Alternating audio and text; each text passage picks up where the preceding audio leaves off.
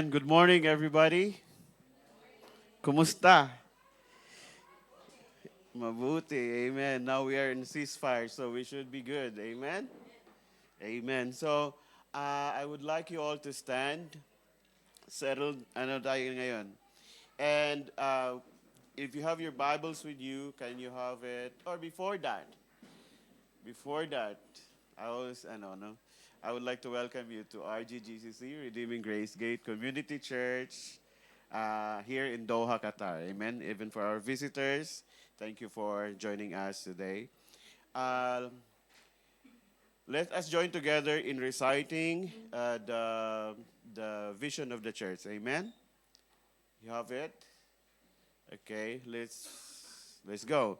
Redeeming Grace Gate Community Church is a Christ-like community where everyone is a minister of God's word, providing a divinely comforting home with passionate worshiping members, equipped and committed leaders, and with abundant resources, reaching out people in the Philippines, in Qatar, and the rest of the world. And if you have your Bibles with you, kindly open it with me in John 20, verse 1 and 2. Oh, verse 1. Amen. We have it on the screen as well. Now, on the first day of the week, Mary Magdalene came to the tomb early, while it was still dark, and saw that the stone had been taken away from the tomb. Amen. Glory to God. Let us pray. Father God, Lord, we thank you for this wonderful day. Lord, thank you for the peace. Thank you, Lord, for the calmness of the day, Lord. Indeed, your mercies are new every morning, Father God, Lord. Thank you, Lord, for all your people who are here this morning, Father God, Lord, eager to listen to your word and to fellowship with one another, Father God. Lord, bless us. Father God, Lord, we pray that you will cover our sins. Forgive us of our sins, Father God, Lord. We pray, Father God, Lord, that you will give us an open heart today, Father God, that we be able, Father God, to uh, receive your word, Father God, Lord. Thank you, Lord, for all these things. Even, Father God, hide me behind your cross, that you alone will be seen.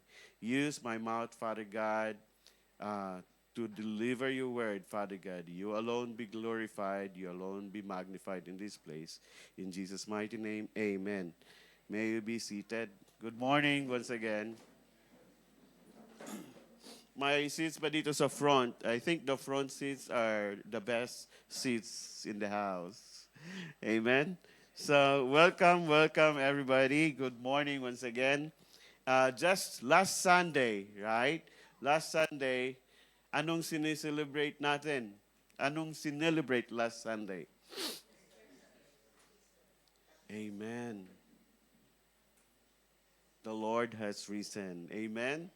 Resurrection Sunday. But here in Doha, we don't have I think it's better to have a Sunday worship as well, right? But we always do it on a Friday, so we were not able to celebrate it last Sunday. Instead, I would like to magnify our Lord Jesus Christ in the message that He is giving us today. Amen. Okay, so that Sunday, the very fact that we celebrate in the Philippines, we have our worship is because it is the day where our Lord Jesus Christ has risen from the death. Amen. That Sunday is the most important event in the Christian faith, in the Christian faith. It holds the most significant feature of each of us. Bakit? If the Lord remains in the tomb, right, this is useless. This is nothing, right? It's like having been into a club with lights and loud sounds. This is nothing. Amen? But the story is different. Amen? The story is different. On the third day, he rose again. So, when people eat binignit, sinong nagbinignit last time? Binignit sa Bisaya yun eh. Bilo-bilo. Dining, ano? Dining-ding. Ginataan. Basta sa amin, binignit. Parang mas maganda yung binignit, sorry. Okay.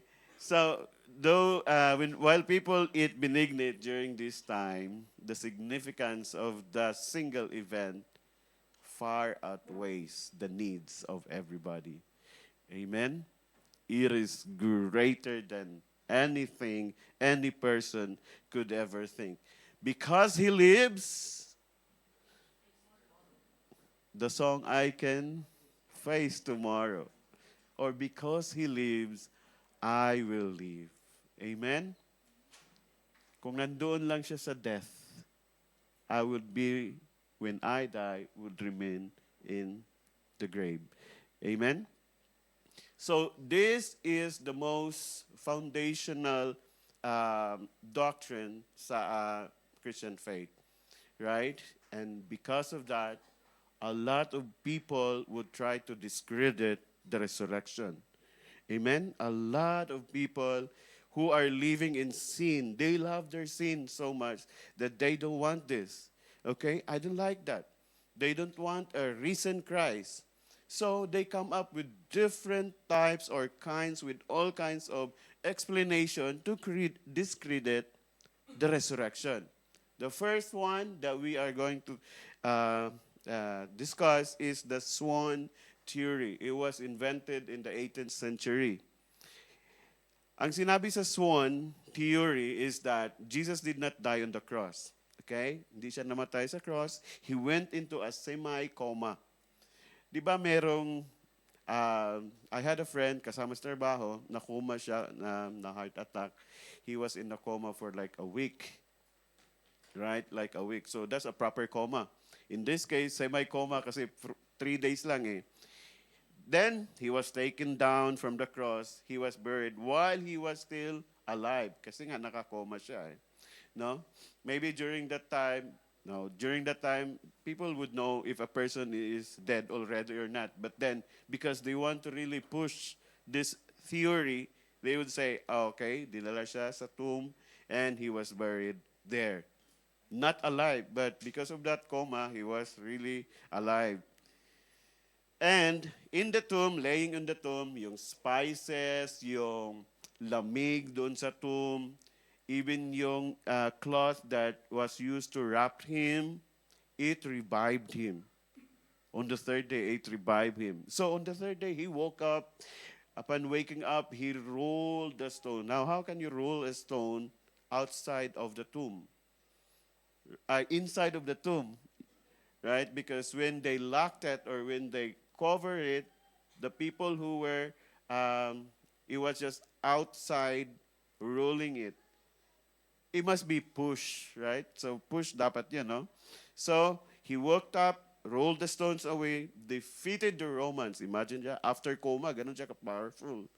Ganun siya ka-powerful after coma, na-defeat niya ang mga Romans. And he went to the disciples and told that he has risen from the dead. So parang ganun ang swan theory. Now, if may idea naman tayo, but looking at it, it's very obvious na mahirap mangyari yung ganun, no? Mahirap siya. For one thing, the Roman soldiers, yung pag-crucify sa cross was their craft. It was their trade. So if it is your craft, you have mastered it, right? You would know every section, every inch of it, kung namatay na ba or hindi. They would know when somebody was dead. And kaya nga nung nasa cross siya, hindi na nila binrake yung leg kasi nakita nila napatay na siya. So they did not broke his leg because he saw that he died already. He was dead. Alam din nila na, di ba yung tinusok siya sa side with a spear, anong lumabas? What gushed out? It was water and blood. If that combination is there, the only meaning is that yung heart niya is ruptured na. Ruptured na yung heart kasi may tubig na. So, imposible siya na nakuma lang. Okay? Isang issue yun. The second one is the hallucination theory. Yun namang hallucination theory states that, or it argues that Jesus' followers were so overwhelmed with grief. No, they're so sad. They were so overwhelmed with sorrow. And they wanted to desperately have him alive again or have him be resurrected so that they imagined it having that at the intense level, they went into a literally a hallucination state. Okay? Wala na doon sila ah, sa sa reality. Nag-hallucinate na sila. Now, ang issue naman dyan, when you hallucinate, hallucination is a very personal experience, right? You don't have a group hallucination, right? You don't have like 3, 4, or even the 500 people all at once having hallucinated dungeons to Jesus. No, it would not. It would be impossible. So, the third thing is that there is this theory about the wrong tomb. Mali na tomb ang napuntahan nila. Now, so, di ba, Mary Magdalene was there, Joseph, who was that? Peter and John was there.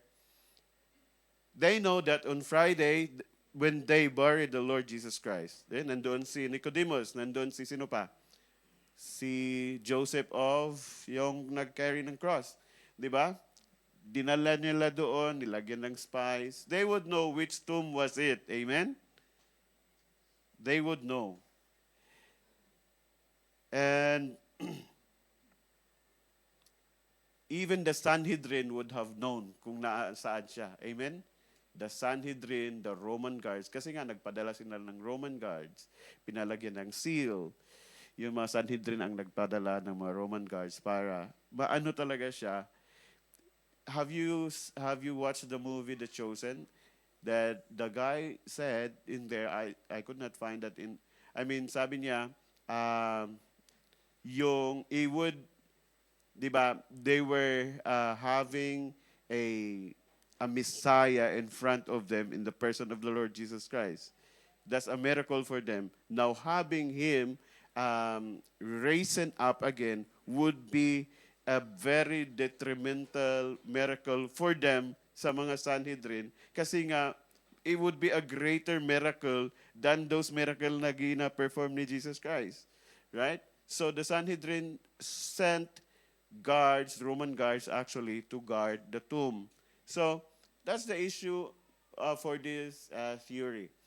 The last theory that is the most popular that they use this time is that the disciples stole the body of our Lord Jesus Christ. The disciples stole the body of our Lord Jesus Christ. So, ang nangyari dito, when the Roman soldiers came, remember nyo, it happened na the Roman soldiers were there and then in the middle of the night, the Lord or God have placed them into a state na para silang na nakatulog. And then there was what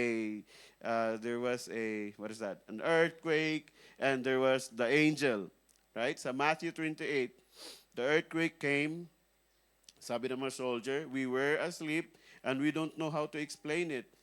So, pumunta sila, bumalik sila doon sa nagpadala sa kanila, sa Sanhedrin.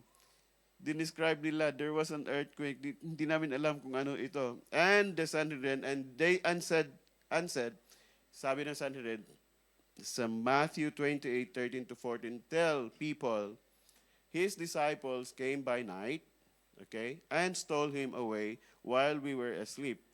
And if this comes to the governor's ears, we will satisfy him and keep you out of trouble. So, alam nila na they will be in trouble when the Pilate would know na wala na yung body ni Christ doon sa tomb na yun. So, binigyan sila ng pera para lang sabihin yun sa mga tao na the disciples stole the body of our Lord Jesus Christ. So this has become the dominating theory about the resurrection as of today. So they took the money and did as they were directed, and the story has been spread among the Jews to this day. What's the issue with that case? The issue is that the disciples didn't even know, didn't even expect a resurrection. Remember when the Lord Jesus appeared, no? Ano talaga sila, yung parang shock sila. The disciples didn't even believe he would rise from the dead. And furthermore, the disciples didn't overpower the Romans, or they would have said that. Sabihin na, kung pumunta yung mga disciples doon, inatake nila, tapos niroll yung tapos kinuha si Jesus, the Roman soldiers would have told them, pumunta yung mga disciples, tapos na-overpower kami. Hindi man yung sinabi ng mga ang sinabi nila, we didn't know what happened. So pumunta sila, binigyan sila ng pera. So, hindi sila na-overpower. Now, if the disciples stole the body to fake a resurrection, the Jewish authorities would have done everything they could to find that body, right? To disprove the resurrection. There is a new movie as well, recent, that they tried to, nag-skaben sila doon. I don't know, that's already fictitious. Some extra biblical sources. Pumunta sila doon sa back ng Golgotha where there are so many dead people there, di ba? Talaga yan, katayan talaga yan ng tao. And then they took a similar body shape na parang ganun kay Jesus. They would do that, right? If it was true. They have not done that. Okay? But, so, this is the most prevalent, this is the most common theory to discredit the resurrection of our Lord Jesus Christ. Why would these people do such a thing? Now, before we go further, I would like to examine or let us investigate, ano yung mga pangyayari behind the scene. Okay? Behind the scene, why would the enemy discredit the resurrection of our Lord Jesus Christ? First thing I would like to say that the ultimate purpose of salvation, his death is for our salvation, right? The ultimate purpose of our salvation is to bring glory and honor to himself. It's not your glory. It's not because of you. Amen? It's for his glory and his alone. Amen? So let us keep that aside kasi we would say, I have a particular rule in my salvation. No. If you have, then the glory is not totally with the Lord anymore. It is shared already. Amen? So, having that aside, what did the Lord Jesus do on the cross? What happened behind the scene? Now, the first thing is that there is this perfect sufficiency of the atonement of the Lord Jesus Christ. When we say atonement, it is the compensation, kabayaran, making amends. Like if you are may utang ka, you have to pay for that to make amends, or a punishment for doing bad against a person, right? It's a compensation, making amends, and a punishment. Now, we have that. His atonement is perfect. It is sufficient. In order for Christ to do that, his death on the cross, his penal substitutionary atonement must be a perfectly sufficient sacrifice. It has to be perfectly sufficient sacrifice. Parang sabihin natin, parang flawless siya. You don't need anything. It has to be perfect, okay? Perfect in the sense that there is no need of outside influence. Okay? There is no other work that you can add into it, but Christ's sacrifice only. Now, when we say that there is perfect sufficiency in Christ's atonement, it has some features in it, no? It has some features in it that we can discuss to support our claim. First is that It is an objective atonement. Okay? It is an objective atonement. What does that mean? It means that it is actually a fact. Hindi siya haka-haka, hindi siya legend. No? It is a fact. Now, throughout church history, just like these people who want to discredit his resurrection, men are arrogantly driven to exalt themselves to the position of being their own co-savior. Now, maraming katuroan, dalawa yan eh, nagbabangayan-bangayan yan sila eh. Uh, so, men are using one particular katuruan that would say, I am a co-savior. If I don't, diba, if I don't accept it or receive it, if I don't do my thing, there's it's not gonna be possible, right? And there are also katuruan or some faith movement that they would say now because of this, because of Jesus and this, you are saved. Parang ganon, you will go to heaven. So being a co-savior. Now, that is natural for a sinful person, right? That's actually a natural delusion for a sinful human heart. Now,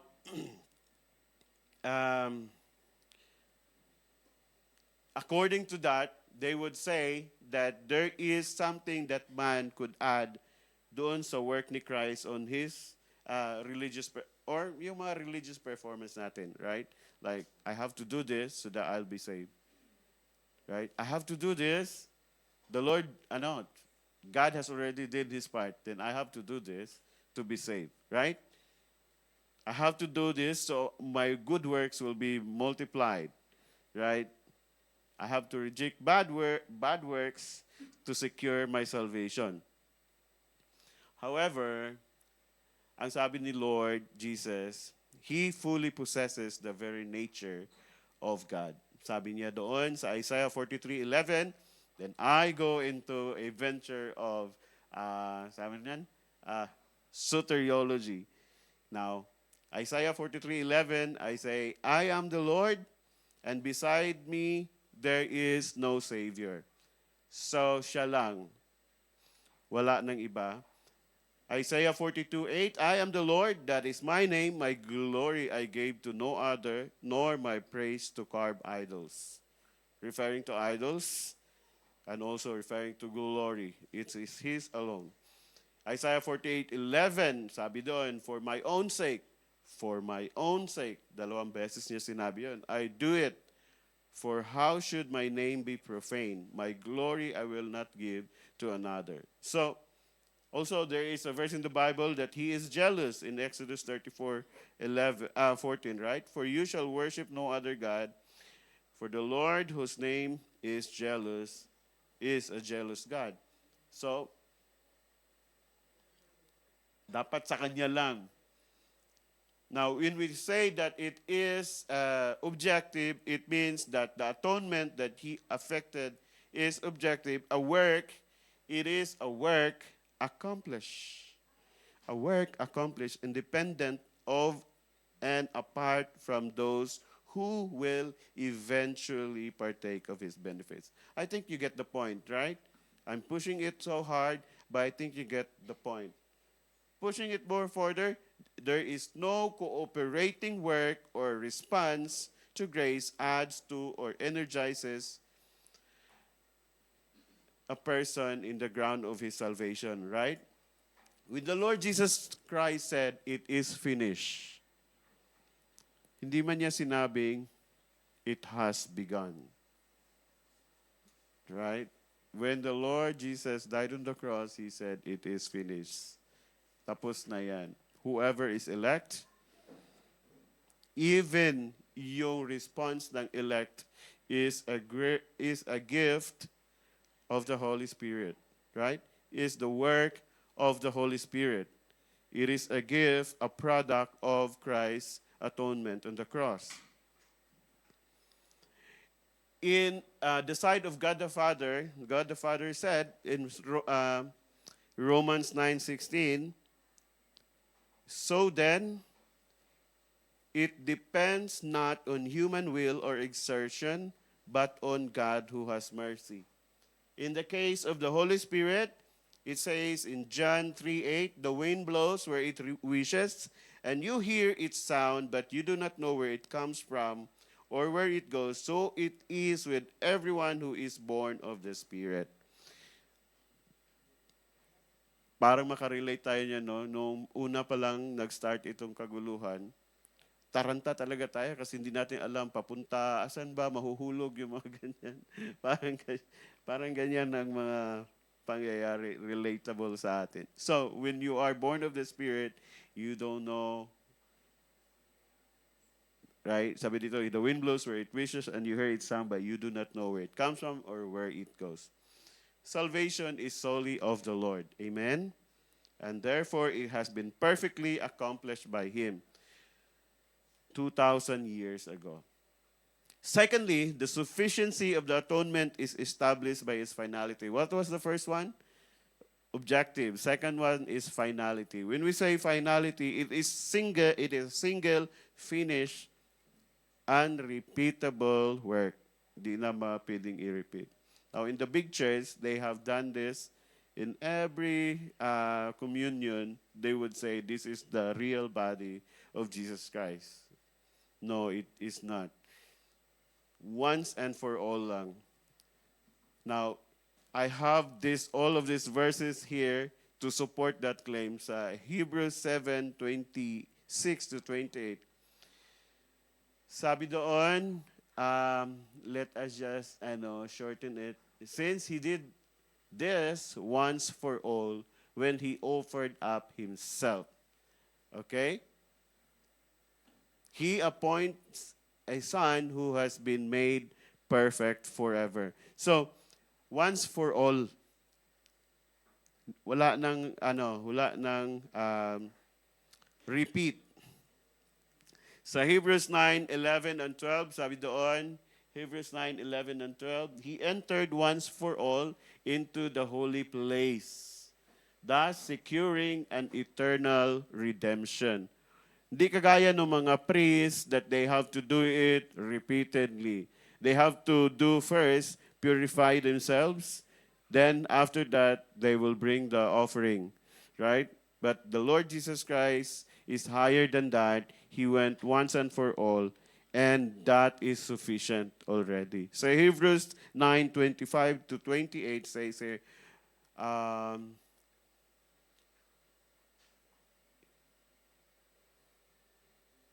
He has appeared once for all at the end of the ages to put away sin by the sacrifice of Himself.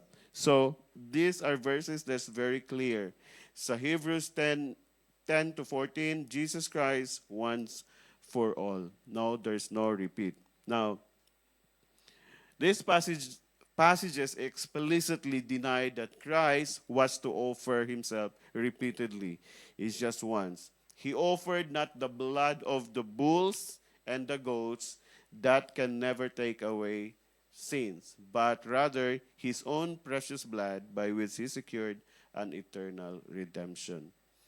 So, if there remains an offering to be given, kung meron pang kailangang offering na dapat ma-accomplish para sa salvation, there has been no forgiveness of sins, actually.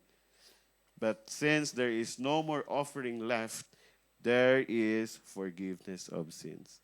Amen? Amen. The third one is that the sufficiency of the atonement is established by its efficacy. That is to say that by dying on the cross, has Jesus actually saved His people. Jesus did not die on the cross to make salvation hypothetical, to make salvation possible. If you do this, then you will be, or merely available.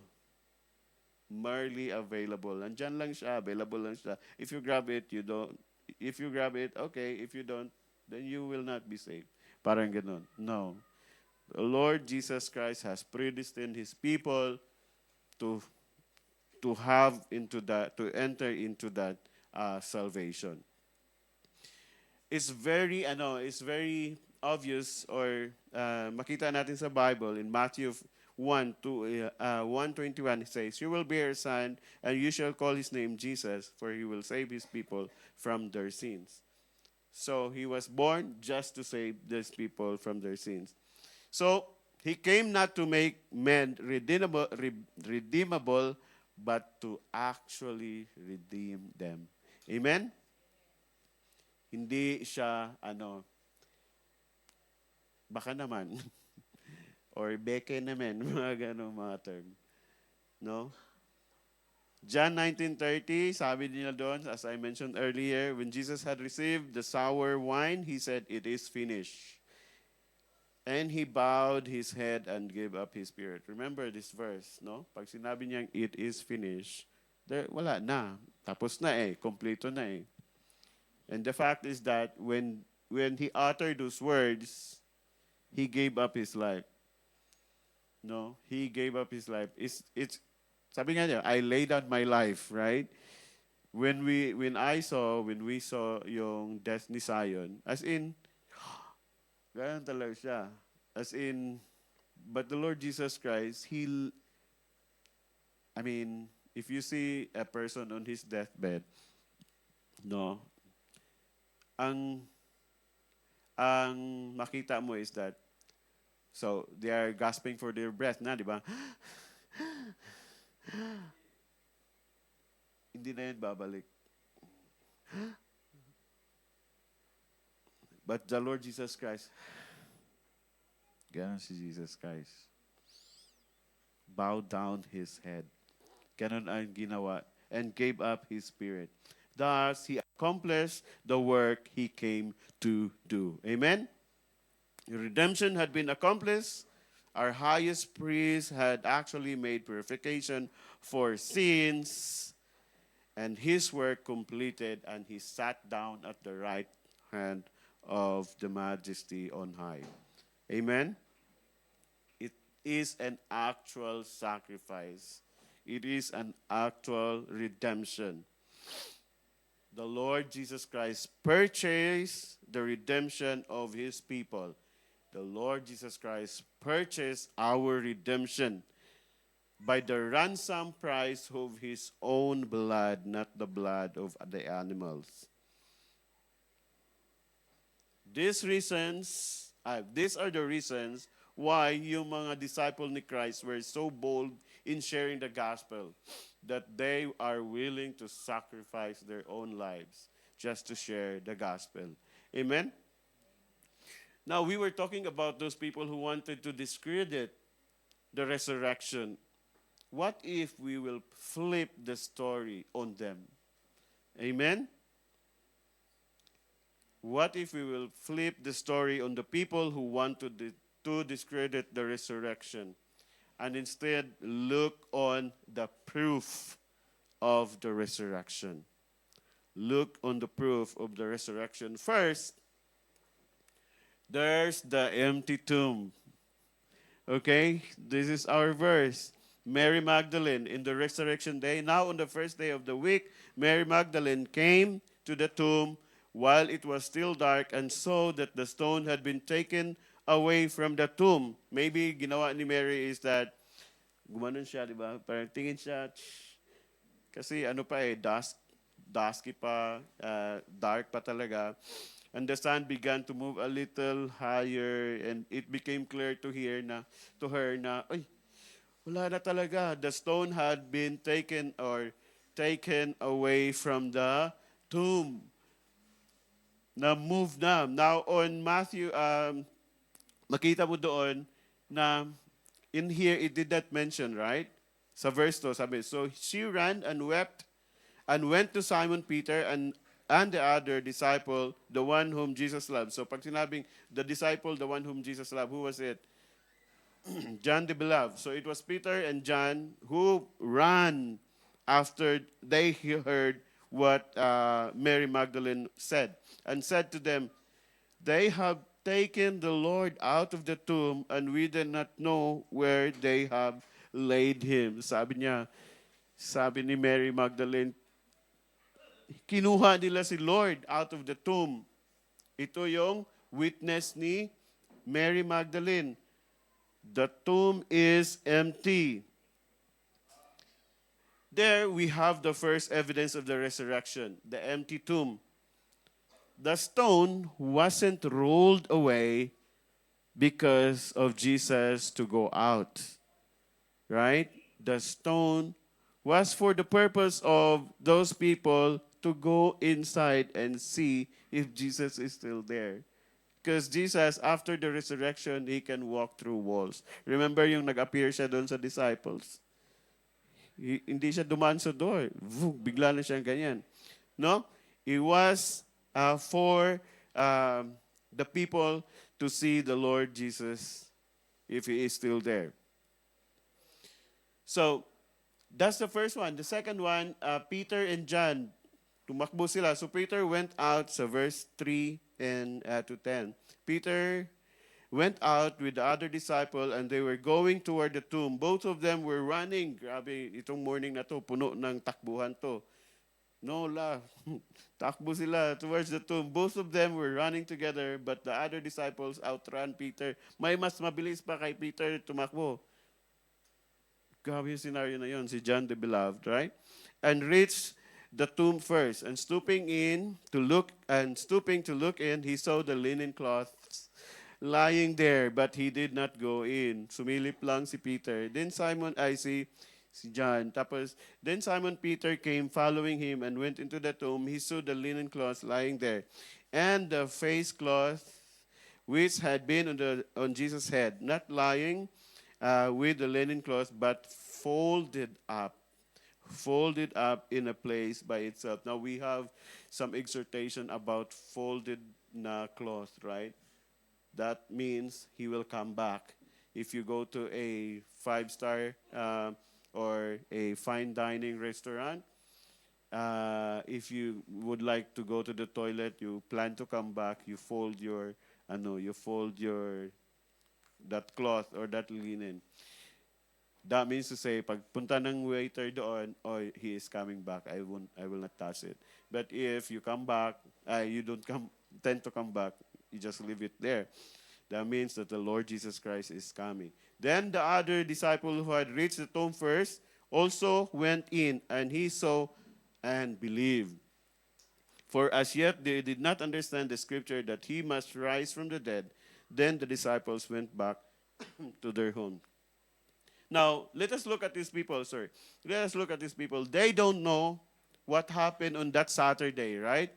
Ano ba nangyari the Saturday before the resurrection?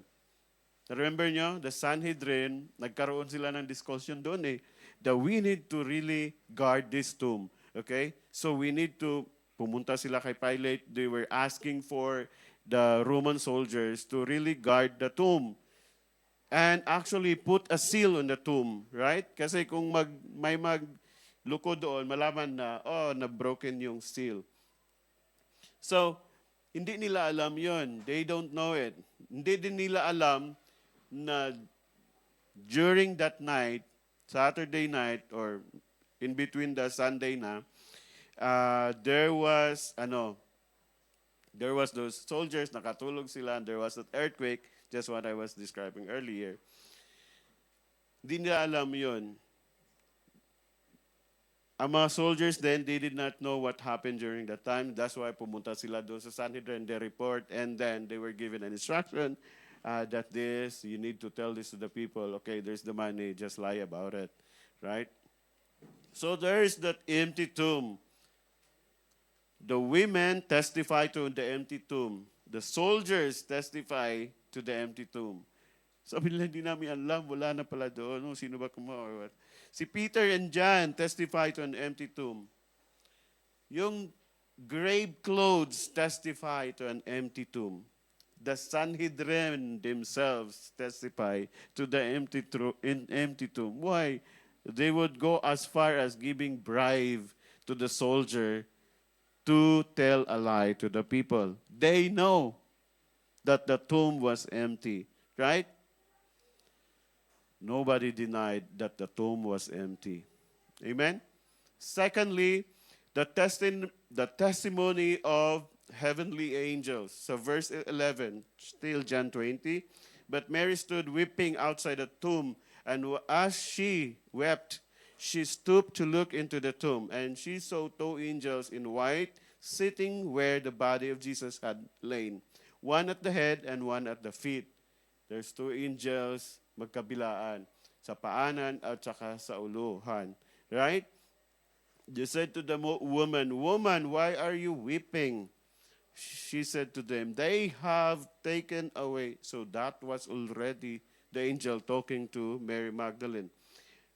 "They have taken away my Lord, and I do not know where they have laid him." Having said this, she turned around and saw Jesus standing. That was the third one. So the angels were not Jesus, right? Jesus really was standing. But she did not know that it was Jesus. Jesus said to her, "Woman, why are you weeping? Whom are you seeking?" Supposing him to be the gardener. Grabe naman siya. Gardener na lang tingin niya kay ano. No? Supposing him to be a gardener, she said to him, "Sir, if you have carried him away, tell me where you have laid him, and I will take him away." Jesus said to her, "Mary." She turned and said to him in Aramaic, "Shaksha, Rabboni, Rabboni, Rabboni," which means teachers. Rabbi, the testimony of the angels. Sabi ng mga angels, don't be amazed. You're looking for Jesus, the Nazarene, who has been crucified. He has risen. Right? Now there are people that really would push for these absurd notions throughout history that the disciples were committed to, faking the resurrection of our Lord Jesus Christ. No. They were willing because they experienced, they knew it was true. They were willing to give their lives away. Now, the third one is the testimony of the eyewitnesses. Marami to eyewitnesses eh. First one is yung way to Emmaus. Emmaus. Okay? Now, if you want to spend time with me reading it, we can. Okay? I have like 5 minutes left. Okay? Sige, let's read it together. That very day, two of them were going to a village named Emmaus, about 7 miles from Jerusalem. And they were talking with each other about all the things that had happened. While they were talking and discussing together, Jesus himself drew near and went with them. Parang naki-join lang si Jesus, naglakad siya. Oh, sige, join tayo. Parang gano'n. No? Tapos, but their eyes were kept from recognizing him. And he said to them, "What is it? What is this conversation? What are you holding with, what that you are holding with each other as you walk?" And they stood still looking sad. The one of them named Cleopas answered him, "Are you the only visitor of Jerusalem who does not know the things that have happened there in these days?" Sabi niya. And he said to them, "What things?" And he said to him, "Concerning Jesus of Nazareth, a man who was a prophet, mighty in deed and word before God and all the people, and how our chief priests and rulers delivered him up to be condemned to the one to redeem, saan ba ako? To be condemned to death and crucified him. But we had hoped that he was the one to redeem Israel.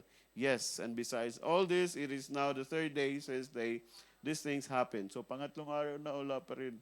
So sad. Moreover, some women of our company amazed us.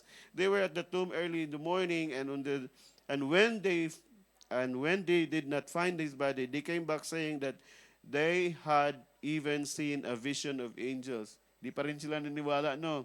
Ang sinabi nilang vision lang yun ng mga angels, who said that he was alive. Some of those who were with us went to the tomb and found it just as the women had said, but him they did not see.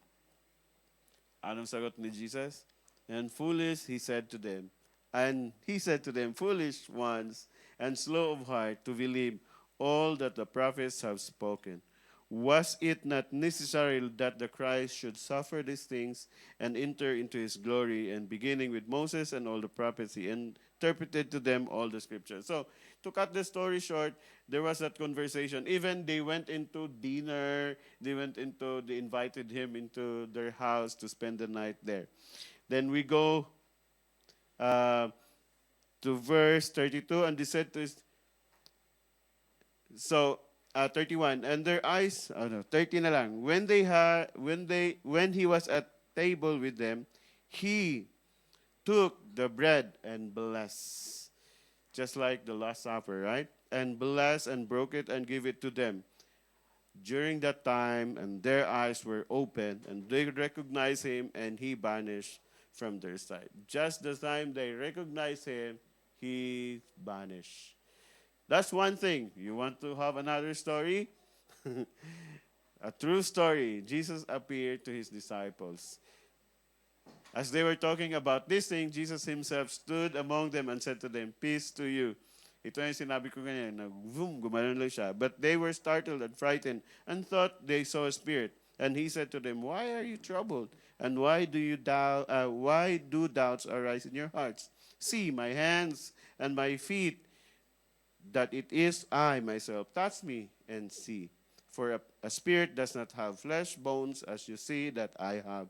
And when he had said this, he showed them his hands and his feet. And while they still disbelieved, and while they still disbelieved for joy, they were marveling. He said to them, "Have you anything here to eat?" Kumain pa siya. They gave him a piece of broiled fish, and he took it and ate before them. So there is those testimony of the disciples, right? The eyewitnesses. It's undeniable. People would, discredit it, but we have the proof of it. Now, um, they could not say, in our case today, we could not really, if there is only a time machine that we can go back. But we have to rely on the word of God in the Bible that these things had happened. Amen? The resurrection of our Lord Jesus Christ was the divine affirmation of his work of atonement on the cross. As I said earlier, kung hindi na pangyari yun, all of these things are useless. But because of the resurrection,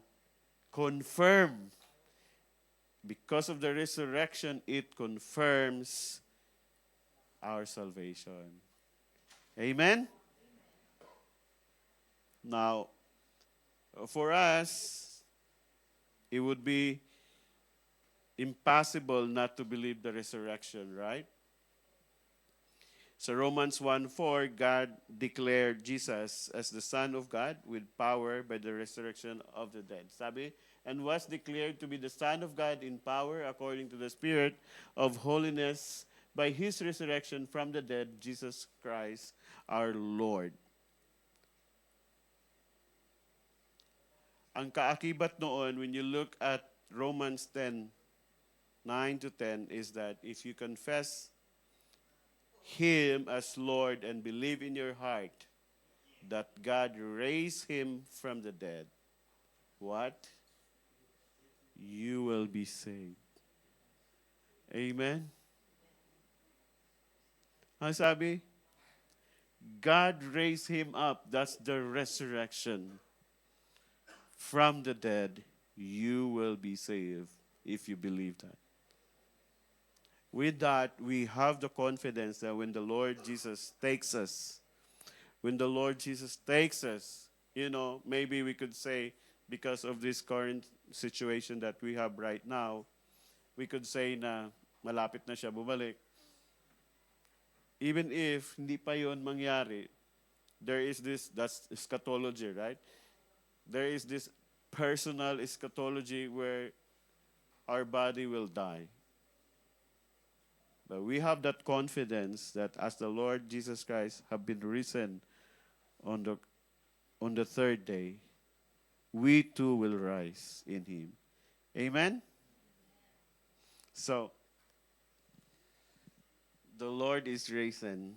I don't want to end that with a dramatic one, but let us smile. The Lord is risen. Amen? And glory to God. Let us all stand and let's pray. Father God, Lord, we thank you for your word today. You alone be glorified, Father God, Lord. And we are holding on to this promise, Father God, Lord, that if we believe, Father God, Lord, that you are the Christ, that God raised you up from the dead, Lord, we will be saved, Father God, Lord. Yun ang pinanghahawakan namin, Father God, Lord. And we know, Father God, Lord, that you are true to your word. You alone, Father God, Lord, is mighty. You alone, Father God, mighty to save, Father God, Lord, for all the people, for all your people, Father God. Thank you so much, Lord, for your love, for your grace, and your mercy. Thank you, Father God, Lord, that before time, Father God, Lord, you have planned our redemption. Thank you, Lord Jesus, that you have accomplished, Lord, the works of the cross. We thank you, Holy Spirit, that you are applying these works, this accomplishment, this plan of redemption to your people. All glory to you in Jesus' mighty name. Amen.